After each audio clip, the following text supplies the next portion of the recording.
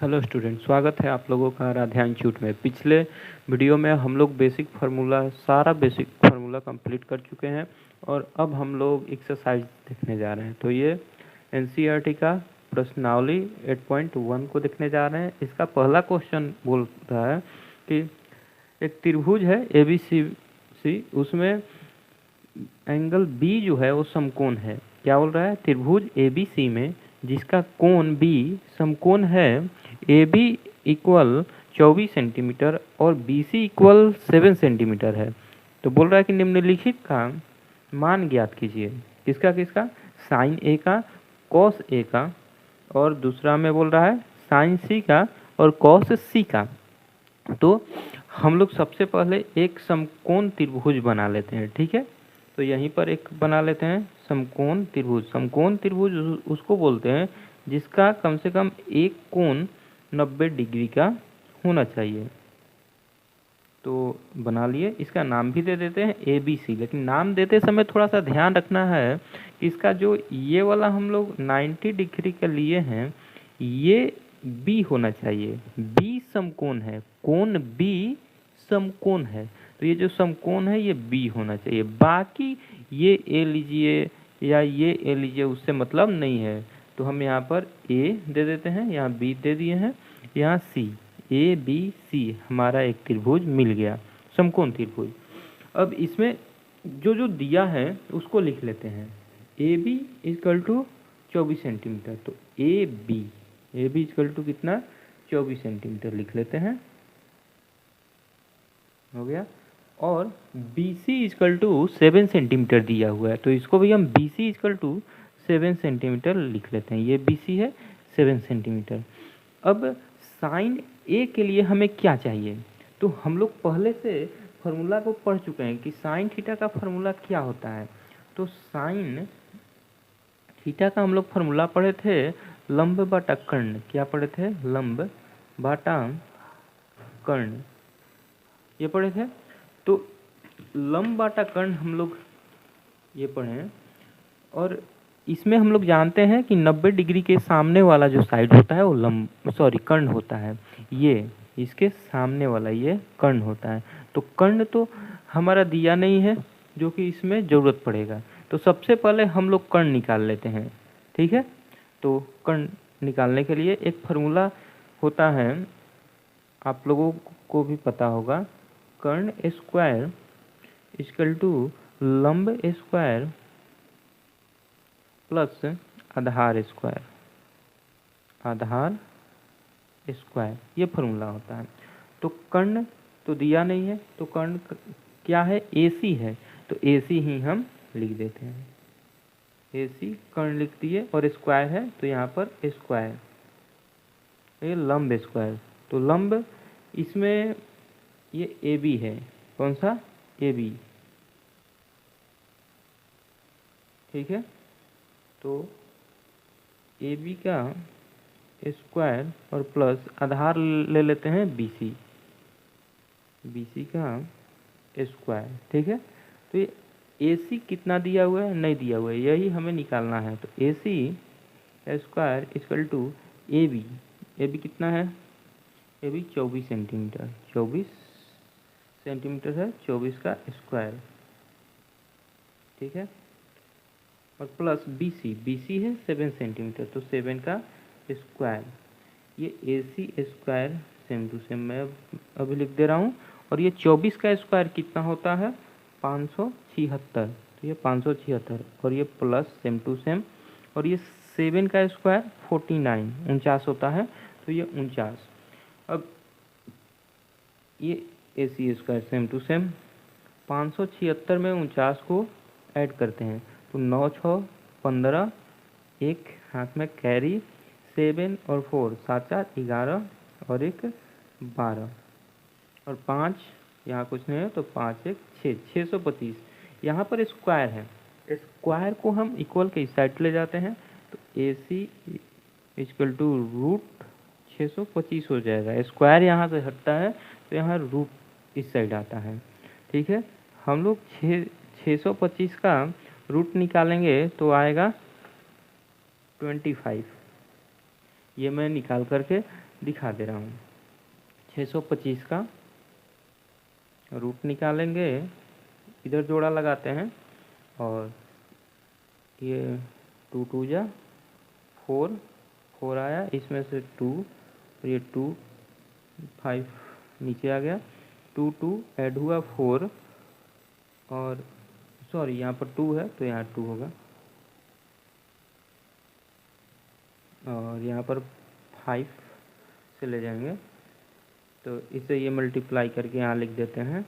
तो 5 5 जा 25, 2 और ये 5 4 जा 20 और 2 22, ये कट गया। यहाँ 5 टाइम्स में गया था, कितना आ गया 25 आ गया। तो 25 इसका वर्गमूल होगा, यहाँ पर हमने लिखा है। तो हम लोगों का कर्ण जो था कितना मिल गया 25 मिल गया, ठीक है 25। अब आते हैं, ये जो बोल रहा है साइन ए का वैल्यू निकालने के लिए और कॉस ए का, तो हम लोग यहाँ पर अब साइन ए का वैल्यू निकालते हैं। साइन ए, साइन थीटा का हम लोग फार्मूला पढ़े हैं लंब बटा कर्ण, लंब बटा कर्ण। तो लंब इसमें क्या है, ठीक है, ये जो फिगर है इस फिगर में लंब क्या है, तो मैं बतलाया था, या जो लोग न्यू हैं वो लोग जाकर के फिर से मेरा वीडियो पिछले वाला पार्ट 1 और पार्ट 2 जो बेसिक इंट्रोडक्शन का है वो देख सकते हैं, तो उनको बहुत ही अच्छा से समझ में आ जाएगा। वैसे देखिए, जो यहाँ पर कोण है, कौन सा है, ए है, तो इसके सामने वाला भुजा जो होगा वो लंब होगा। तो इसके ए ये वाला है, कौन सा है, ये वाला, तो इसके सामने वाला ये, सामने वाला इसका ये, इसके सामने वाला कौन सा, इसके सामने वाला ये, तो ये होगा हमारा लंब। तो लंब क्या है, BC, तो यहाँ पर लंब की जगह पर BC लिख रहे हैं, ठीक है। और बाई कर्ण, कर्ण हम लोग जानते हैं सबसे बड़ा वाला भुजा ये, या फिर 90 डिग्री के सामने वाला, 90 डिग्री के सामने वाला भुजा, तो AC हो जाएगा। तो इसका हम लोग यहाँ पर AC लिखते हैं। BC कितना है, BC 7 सेंटीमीटर है, तो यहाँ 7 बाई AC कितना है, AC 25 सेंटीमीटर है, 25, तो ये 7/25 आ गया साइन ए का वैल्यू। अब इसी में बोल रहा है कि कॉस ए का, तो अब कॉस ए का देख लेते हैं। कॉस ए का फॉर्मूला पहले से पढ़ चुके हैं, आधार बटा कर्ण, ठीक है। तो सामने वाला इसका लंब हो जाता है, और ये बड़ा वाला कर्ण, और एक जो बच गया ये आधार, तो यहाँ पर आधार है, तो आधार AB हो गया, कोण ए के लिए आधार AB हो गया। फिर से समझिए, कोण ए है तो एक जो एंगल यहाँ है ए, इसका सामने वाला लंब होगा, तो इसका सामने वाला ये लंब, और ये पहले से कर्ण है, तो एक जो बच गया ये आधार हो जाएगा, ठीक है। तो ये आधार लेते हैं AB और बाई कर्ण, कर्ण हमारा ये बड़ा वाला हमेशा रहेगा, ये कभी भी नहीं बदलेगा। AC AB कितना है 24 है, यहाँ पर लिखते हैं 24, और AC कितना है, AC 25 है, तो यहाँ पर लिखते हैं 25, ये भी मिल गया, ठीक है आंसर। हम साइन ए और कॉस ए समझा दिए। अब आते हैं साइन C और कॉस C, इसको देखते हैं। साइन C, तो साइन C रहे या साइन A रहे, साइन का फॉर्मूला वही होगा साइन थीटा वाला। तो साइन थीटा का फॉर्मूला हम लोग पहले से पढ़ चुके हैं, लंब बटा कर्ण। साइन थीटा का फॉर्मूला होता है लंब बटा कर्ण। तो साइन C, यहाँ एंगल बदल गया, ठीक है, तो यहाँ पर लंब और आधार भी बदल जाएगा, एंगल C हो गया, तो C के सामने वाला इसके लिए, इसके अब सामने वाला इसके लिए लंब हो जाएगा, इसके सामने वाला इसके लिए लंब हो जाएगा। तो कोण C के लिए सामने वाला भुजा AB है, तो इसमें लंब ए बी हो जाएगा। तो यहाँ पर लंब के लिए ए बी लिखेंगे और बाई कर्ण, कर्ण हमेशा वही रहेगा 90 डिग्री के सामने वाला, कर्ण हमेशा 90 डिग्री के सामने वाला ए सी ही रहेगा। तो यहाँ पर ए सी लिख दे रहे हैं। अब ए बी का वैल्यू पुट कर देंगे, ए बी का 24, ए बी का 24 बाई ए सी का 25 और ये हमारे मिल गया 24/25। इसी तरह साइन कॉस सी का हम लोग फार्मूला जानते हैं, कॉस वाला ही फार्मूला रहेगा आधार बटा कर्ण, कॉस वाला ही फार्मूला रहेगा क्या, आधार बटा कर्ण। मेरे साथ बतलाइए कॉस सी के लिए आधार कौन सा हो जाएगा, तो इसके पीछे कॉस सी के लिए लंब कौन सा था, तो कॉस सी के लिए लंब ए बी था, क्योंकि कोण सी के सामने वाला ए बी है और सामने वाला ही लंब होता है।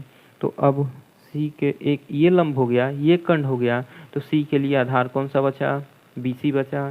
तो आधार के लिए लिख रहे हैं बी सी बाई कर्ण का मैं हमेशा बतला चुका हूँ, कर्ण कभी नहीं बदलेगा, कर्ण हमेशा 90 डिग्री के सामने वाला ही होगा ए सी। तो कर्ण के लिए यहाँ ए सी इक्वल टू बी सी का कितना है, तो बी सी दिया हुआ है 7 सेंटीमीटर, ठीक है। तो यहाँ पर बी सी 7 बाई ए सी, तो ए सी कभी नहीं बदलेगा, ये तो कर्ण हमेशा ऊपर से देखते आ रहे हैं ए सी ए सी ए सी 25, तो 25 आंसर। ये हम लोग एनसीईआरटी का 8.1 का क्वेश्चन नंबर 1 कंप्लीट कर चुके हैं और बहुत ही अच्छा से समझ चुके हैं। अगर फिर भी आप लोगों को कोई दिक्कत होता है तो आप लोग मेरे टेलीग्राम चैनल पर मैसेज कर सकते हैं, ठीक है। मेरा टेलीग्राम चैनल है, यहाँ पर लिख दे रहा हूँ, आराध्या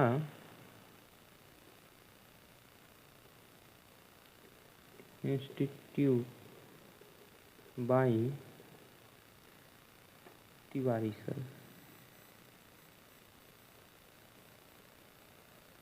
ठीक है। इस पर आप लोग मैसेज कर सकते हैं, अगर कोई दिक्कत होगा तो मैं स्पेशल से वीडियो बनाकर उनको सेंड कर दूंगा, ठीक है ना। और मेरा टेलीग्राम का एक नंबर भी है, उस पर भी आप लोग अगर चाहेंगे तो कर सकते हैं, लेकिन उस पर तब भी कीजिएगा जब बहुत ही बुरा सिचुएशन होगा। कहने का मतलब ये है कि जब बिल्कुल समझ में ना आए।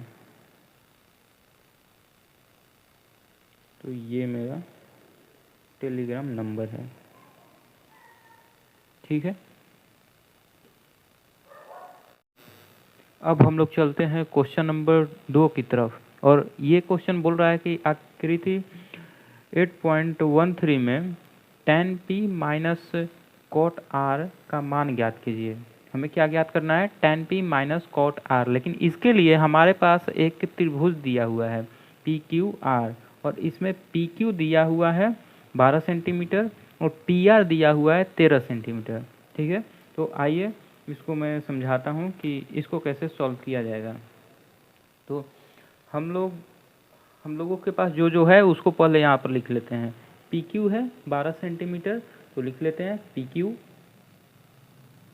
PQ 12 सेंटीमीटर, और PR है तो PR लिख लेते हैं PR इक्वल 13 सेंटीमीटर, हो गया।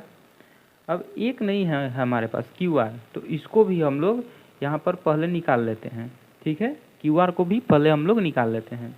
तो हम लोग जानते हैं ये फार्मूला कि कर्ण का स्क्वायर इक्वल टू लंब का स्क्वायर और प्लस आधार का स्क्वायर, ठीक है।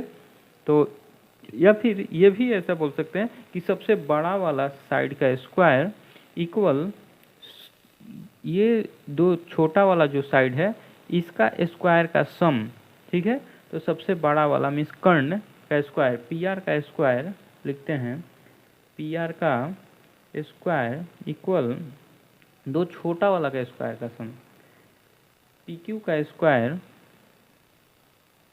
प्लस QR का स्क्वायर, ठीक है। इसी को हम लोग बोलते हैं कि कर्ण स्क्वायर इक्वल टू लंब स्क्वायर प्लस आधार स्क्वायर।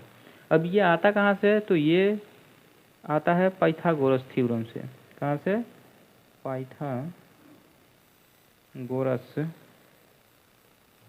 पाइथागोरस प्रमेय से।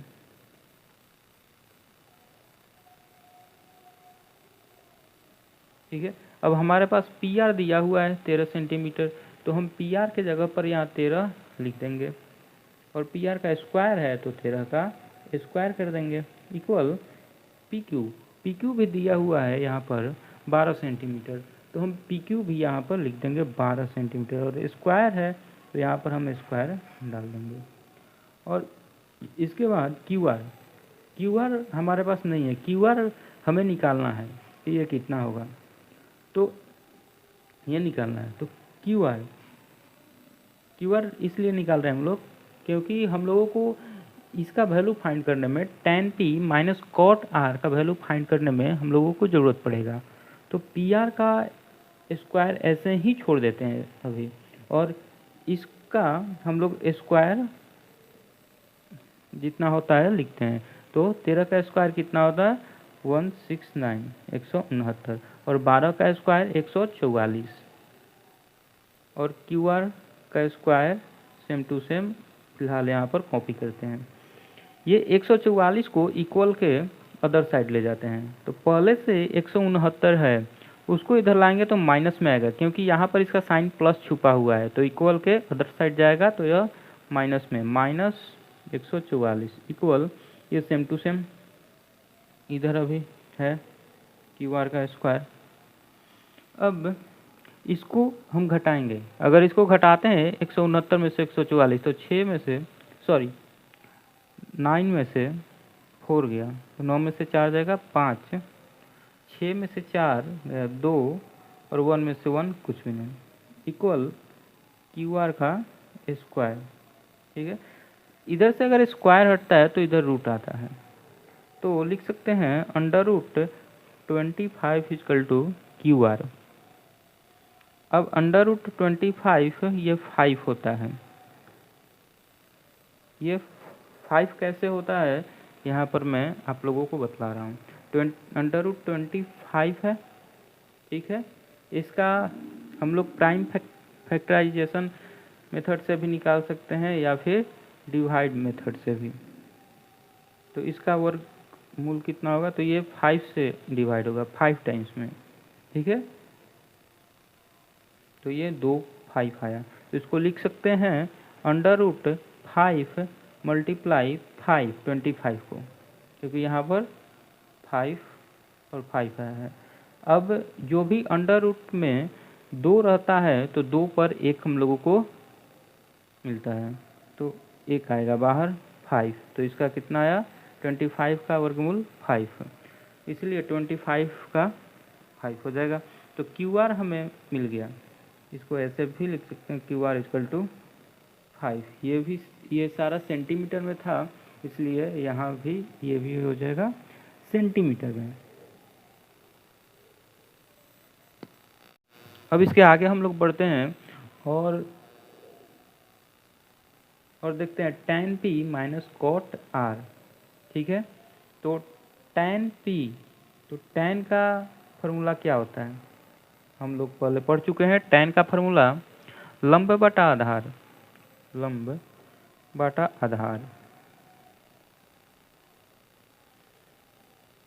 ठीक है, तो लंब किस कोण के लिए, तो P के लिए, किसके लिए, P के लिए लंब कौन सा होगा, तो P के लिए लंब मैं बतलाया था सामने वाला लंब होता है, ये सामने वाला QR है। ठीक है, इक्वल, तो लंब के जगह पर QR हो जाएगा, और आधार जब P का सामने वाला लंब और ये बड़ा वाला कर्ण है तो एक बच जाता है ये PQ, और यही हमारा आधार हो जाता है ये PQ।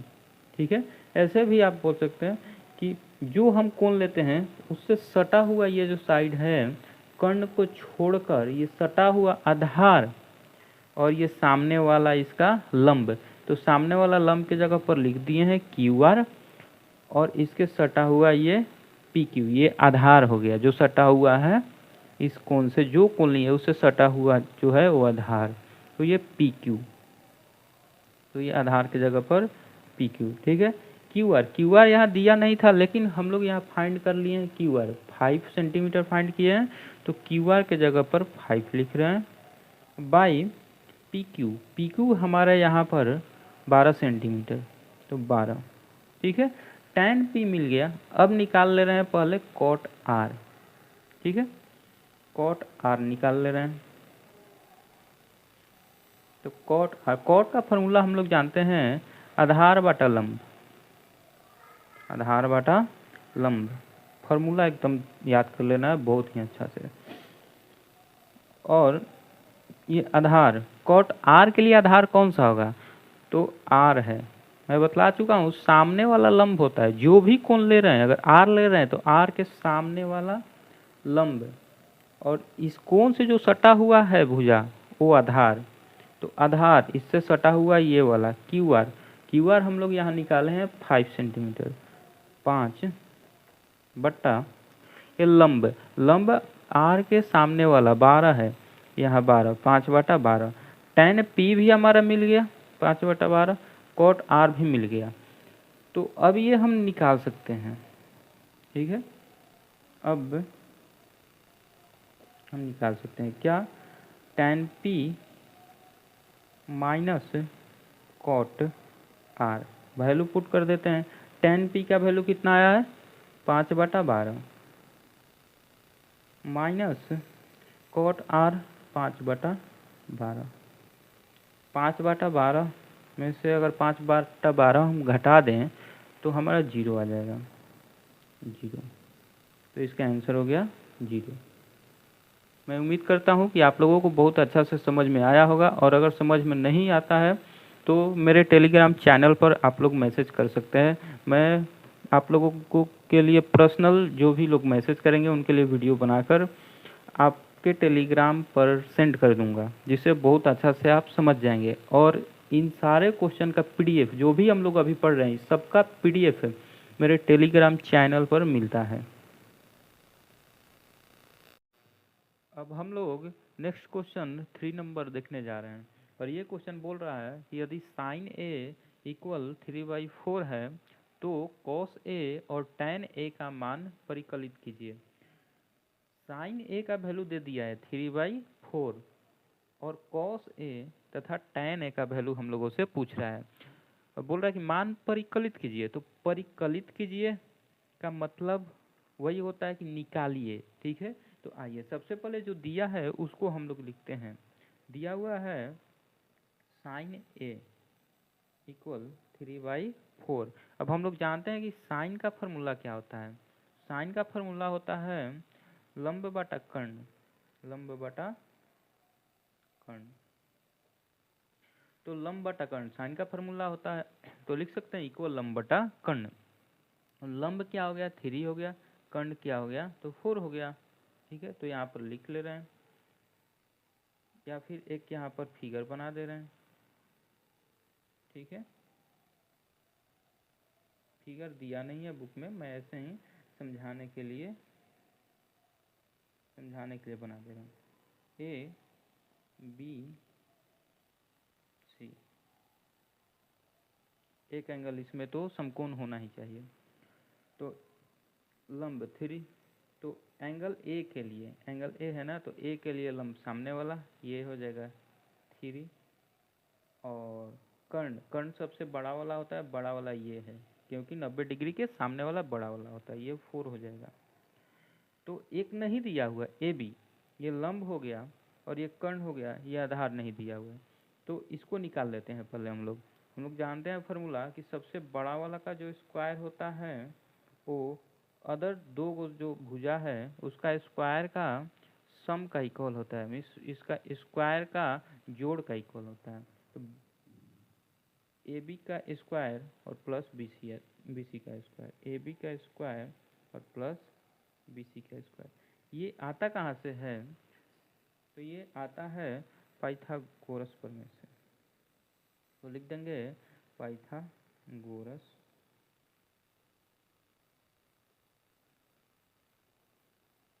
प्रमेय से। A C square equal A B square plus B C square. A C दिया हुआ है कितना AC4 है, 4 का स्क्वायर इक्वल ए बी नहीं दिया है तो ए बी ऐसे ही छोड़ देंगे, ए बी का स्क्वायर और प्लस बी सी है हमारे पास 3, तो ये 3 का स्क्वायर। ठीक है, ये 4 का स्क्वायर 16, ए बी का स्क्वायर और प्लस ये 3 का स्क्वायर 9। ठीक है, ए बी निकालना है तो हम लोग ए बी ऐसे ही अभी छोड़ते हैं और 9 को इस साइड लाते हैं, तो इधर 16 है और 9 इधर आएगा, तो 9 का साइन यहाँ पर प्लस है, इधर आएगा तो माइनस में, तो यहाँ -9 इक्वल और ए बी स्क्वायर इधर रहेगा ही। 16 में से 9 को अगर हम लोग घटाते हैं तो हमें क्या मिलेगा, 7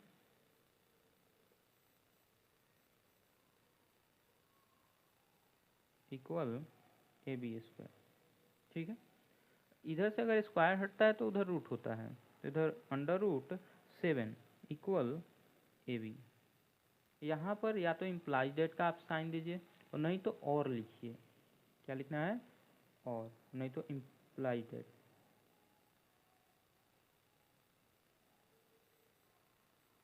क्योंकि जब बीच में एक इक्वल रहता है तो इधर इक्वल का साइन नहीं दिया जाता है, 2 इक्वल एक लाइन में नहीं दिया जाता है। तो ए बी इक्वल क्या आ गया, √7। लंब था, कर्ण था, हमें आधार भी मिल गया, जो कि हमारा क्या है, आधार है, ऐसा बोल सकते हैं। ठीक है, तो हमें अब तीनों मिल चुका है, ये भी मिल चुका है, √7 मिल गया।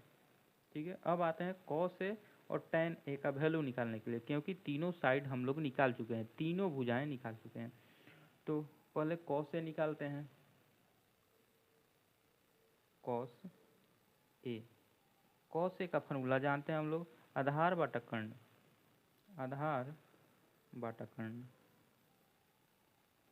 आधार कितना दिया हुआ है, आधार यहाँ निकाले हम लोग, √7 बाई कर्ण साइन में था ही ना, 4 था, साइन में कर्ण कितना था, 4 था, या बड़ा वाला साइड कर्ण होता है, यहाँ से भी ले सकते हैं 4। आधार यहाँ निकाले हैं √7 और कर्ण इसमें था, साइन वाला में कर्ण, इसमें कर्ण 4, तो कर्ण 4। अब हम cos A को भी निकाल चुके हैं, अब हम लोग tan A निकालने जा रहे हैं। cos A को भी हम लोग यहाँ पर फाइंड कर चुके हैं और अब हम लोग tan को निकालने जा रहे हैं, tan A। तो tan A इक्वल, इसका फॉर्मूला होता है लंब बटा आधार इक्वल लंब यहाँ पर दिया था 3, तो ये लंब 3 हो गया, आधार है बाई आधार यहाँ पर निकाले हैं √7, ये भी मिल गया और ये भी। cos A भी हम लोग निकाल दिए हैं √7/4 और tan A को भी हम लोग निकाल लिए हैं 3/√7। तो मैं उम्मीद करता हूँ कि ये भी क्वेश्चन आप लोगों को बहुत ही अच्छा से समझ में आया होगा। अब हम लोग अगले क्वेश्चन नंबर की तरफ बढ़ते हैं। 4th नंबर क्वेश्चन बोल रहा है, यदि 15 cot A इक्वल 8 हो तो sin A और sec A का मान ज्ञात कीजिए। हमारे पास एक ही चीज़ दिया हुआ है, 15 cot A इक्वल 8। अब इसी का हम लोगों को उपयोग करके sin A का और sec A का वैल्यू को फाइंड करना है। तो आइए यहाँ पर करते हैं, दिया हुआ है 15 cot A इक्वल 8। तो यहाँ पर हम लोग लिख सकते हैं cot A इक्वल 8/15, क्योंकि ये इधर 15 मल्टीप्लाई में है, तो इधर अगर मल्टीप्लाई में है, यहाँ पर कुछ साइन नहीं है तो मल्टीप्लाई में, अगर मल्टीप्लाई में है तो इक्वल के अगर अपोजिट साइड आएगा तो ये डिवाइड में हो जाएगा। तो ये cot A इक्वल 8/15 हो गया। और हम लोग जानते हैं कि cot A का फॉर्मूला क्या होता है, cot का फॉर्मूला क्या होता है, तो cot का फॉर्मूला होता है आधार बटा लंब, आधार बटा लंब। तो ऊपर आधार है, इसका ऊपर 8 है, तो इसका मतलब कि आधार का वैल्यू 8 है। तो लिख सकते हैं आधार इक्वल 8।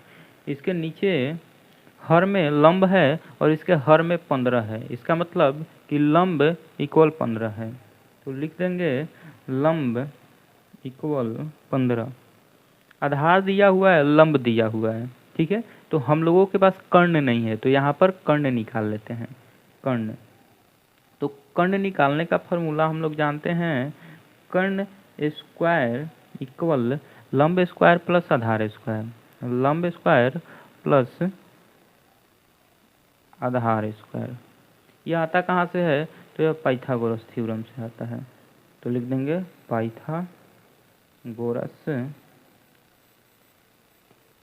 पाइथागोरस प्रमेय से कर्ण स्क्वायर इक्वल लंब स्क्वायर प्लस आधार स्क्वायर।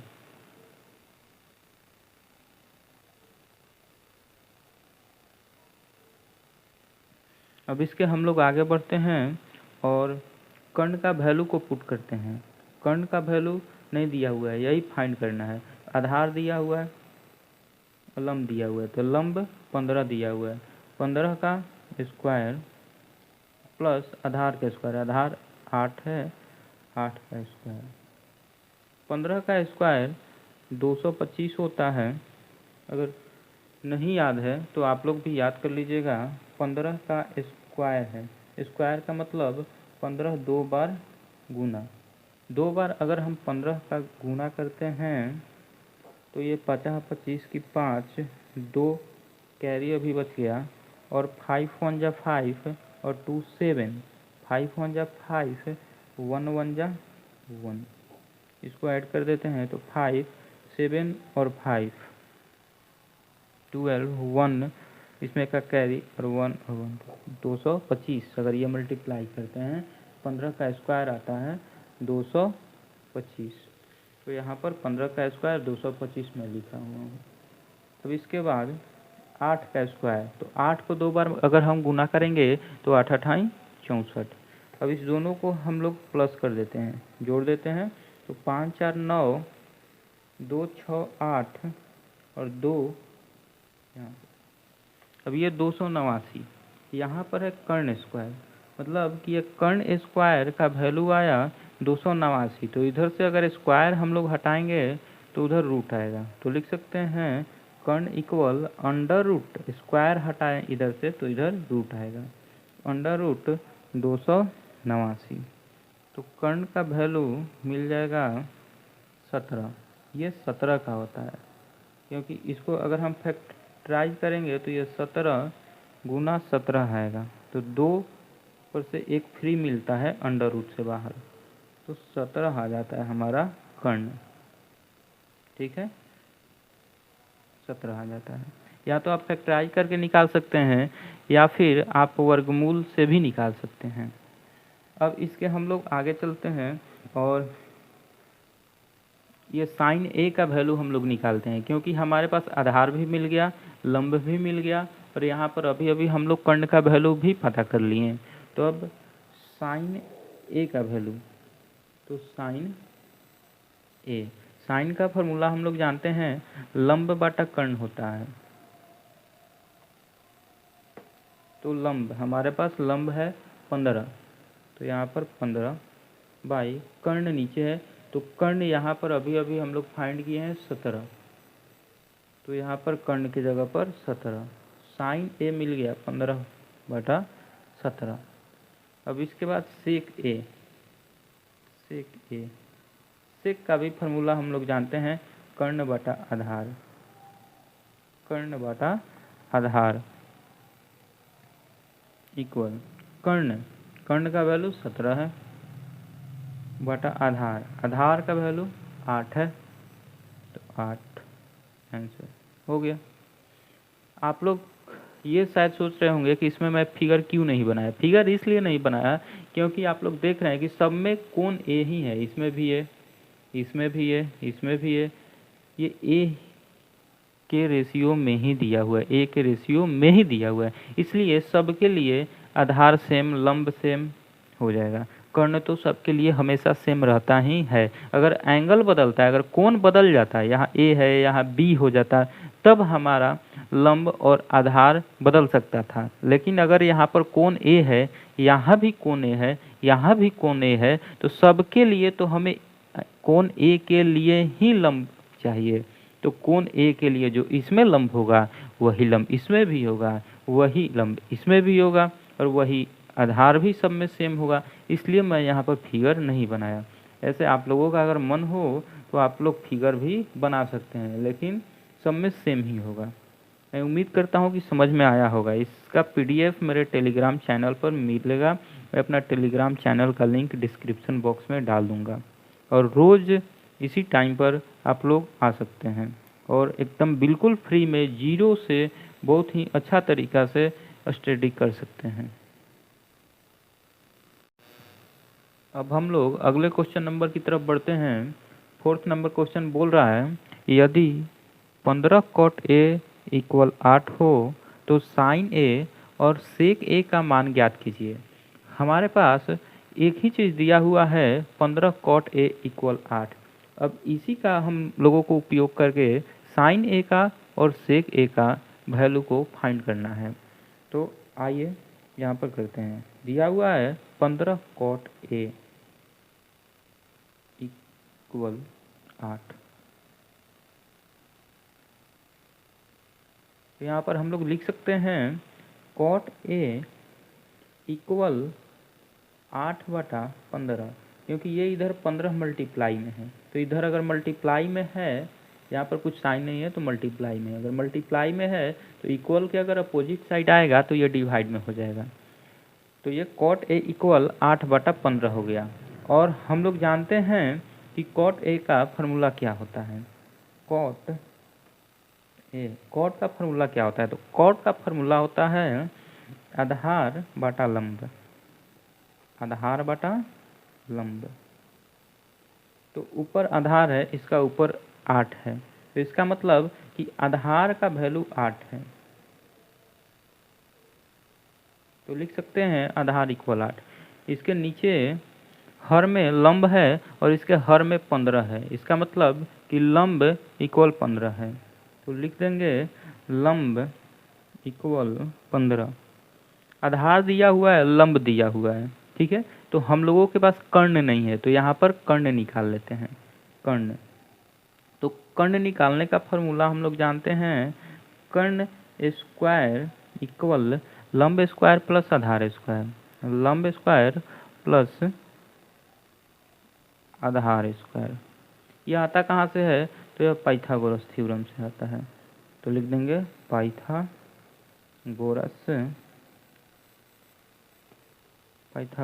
प्रमेय से कर्ण स्क्वायर इक्वल लंब स्क्वायर प्लस आधार स्क्वायर।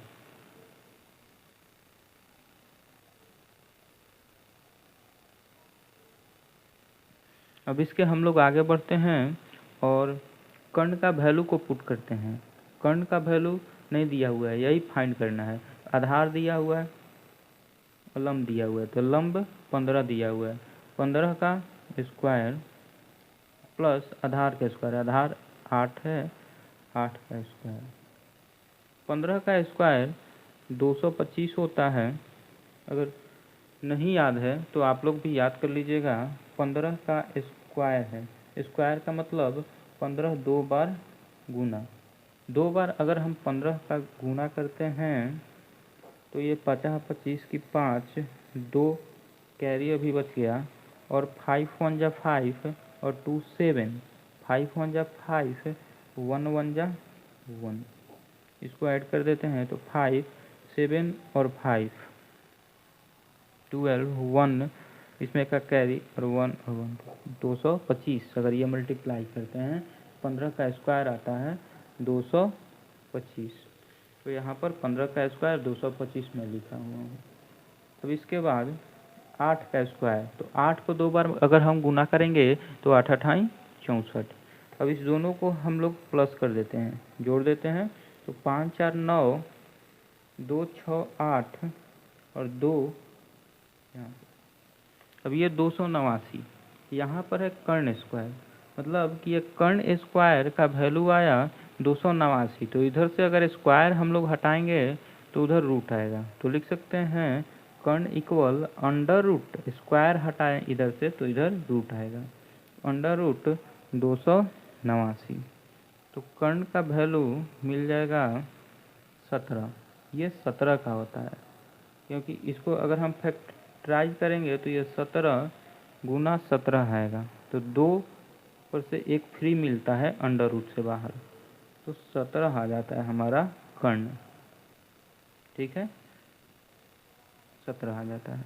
या तो आप फैक्टराइज करके निकाल सकते हैं या फिर आप वर्गमूल से भी निकाल सकते हैं।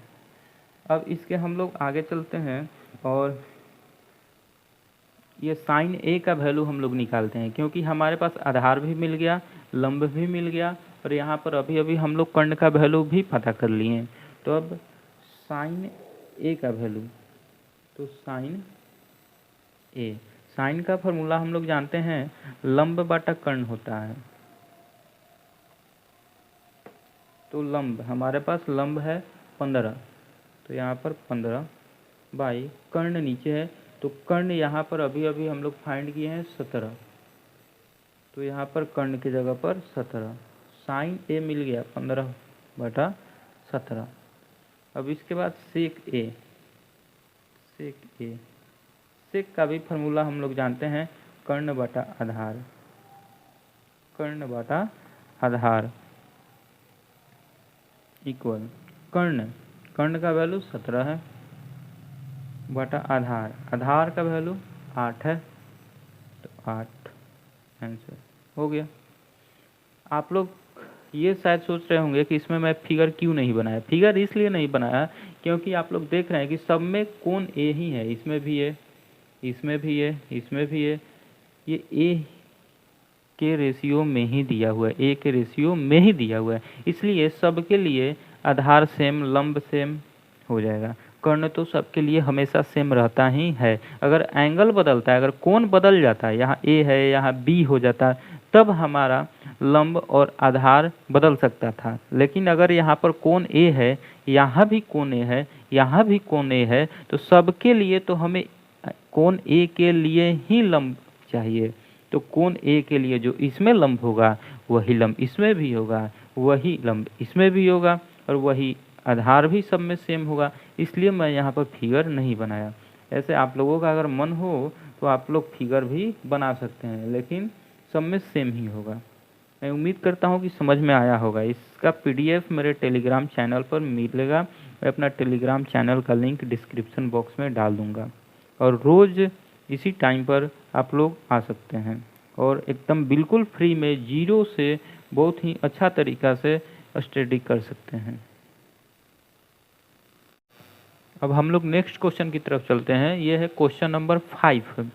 यदि सेक थीटा इक्वल 13/12 हो तो अन्य सभी त्रिकोणमितीय अनुपात परिकलित कीजिए।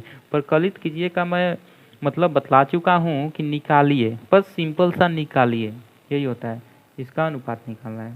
सभी त्रिकोणमितीय अनुपात सेक थीटा का दिया हुआ है, बाकी हमें साइन थीटा का, कॉस थीटा का, टैन थीटा का, कोसेक थीटा का और कॉट थीटा का वैल्यू पता करना है। तो आइए पता करते हैं।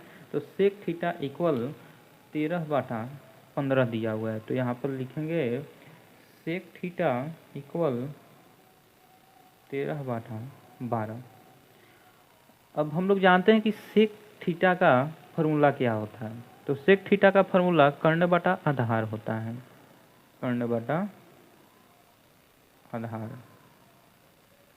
तो कर्ण का वैल्यू हो गया 13 और आधार का वैल्यू हो गया 12। कर्ण का वैल्यू हो गया 13 और आधार का वैल्यू हो गया 12। तो हमारे पास कर्ण दिया हुआ है और आधार दिया हुआ है, हमें लंब निकालना है। तो फिर से चलेंगे उसी फॉर्मूला के साथ और लिखेंगे पाइथागोरस प्रमेय से। फॉर्मूला होता है कर्ण स्क्वायर इक्वल लंब स्क्वायर प्लस आधार स्क्वायर।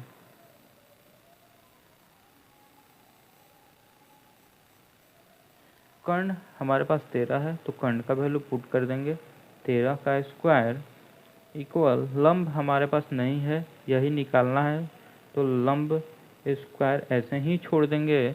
और आधार हमारे पास 12 है तो आधार का वैल्यू यहाँ पुट कर देंगे 12 का स्क्वायर। 13 का स्क्वायर 169 होता है।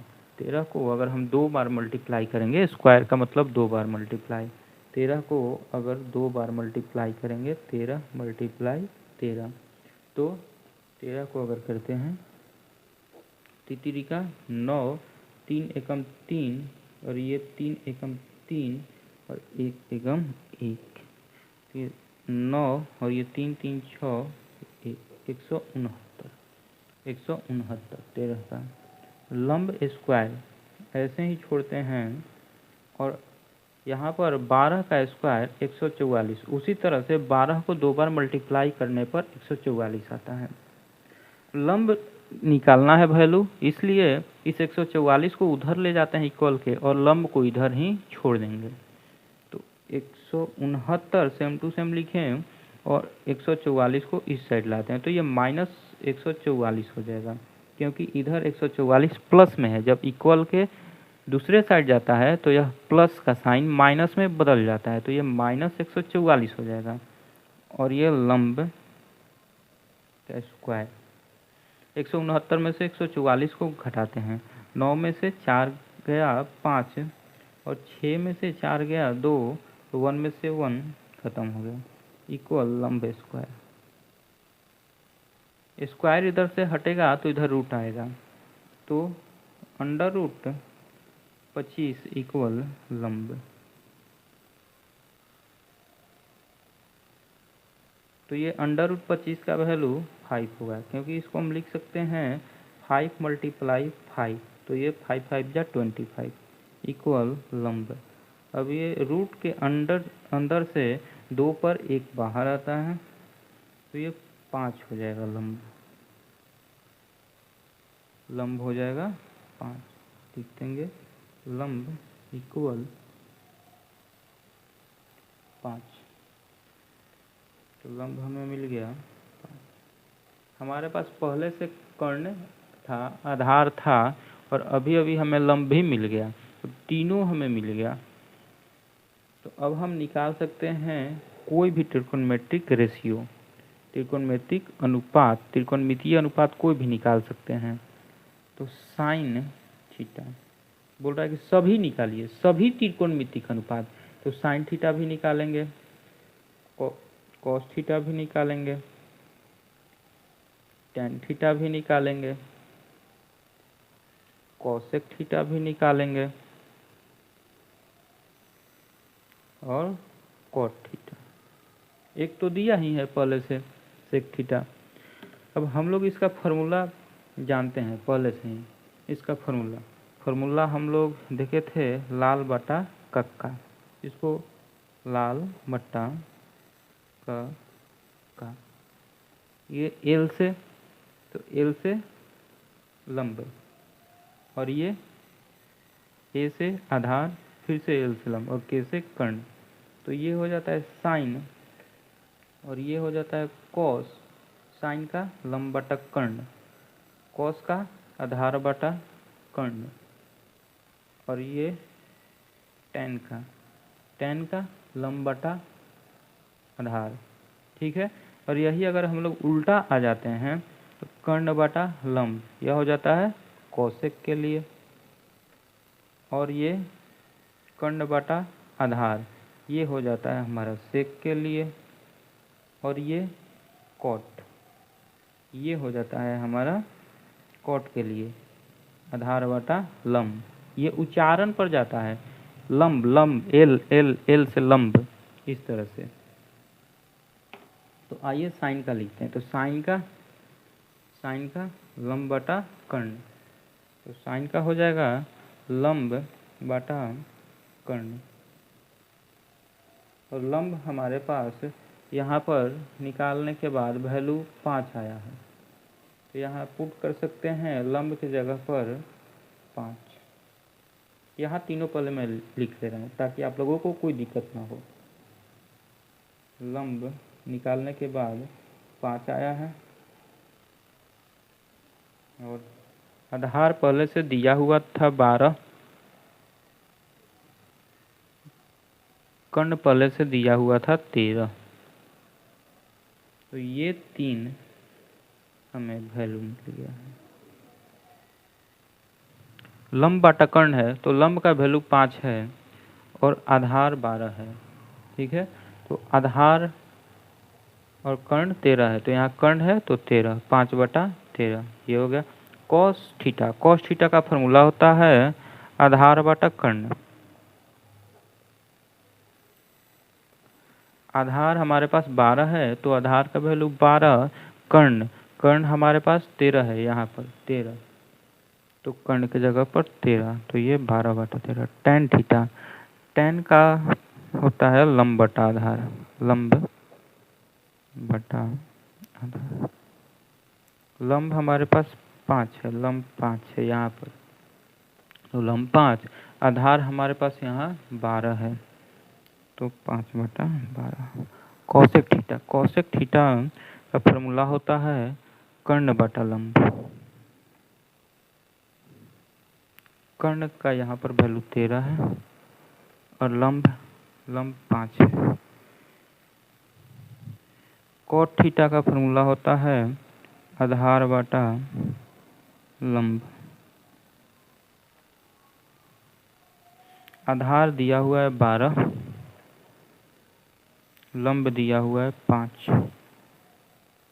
आंसर हम लोग सारा त्रिकोणमितिक रेशियो निकाल लिए, सभी त्रिकोणमितीय अनुपात परिकलित कीजिए, यही क्वेश्चन था, सभी निकाल लिए। Sine theta, cos theta, tan theta, cosec theta, इसके बाद सेक थीटा होता है जो कि दिया था, और एक कॉट थीटा। मैं उम्मीद करता हूँ कि आप लोगों को बहुत ही अच्छा से ये भी समझ में आया।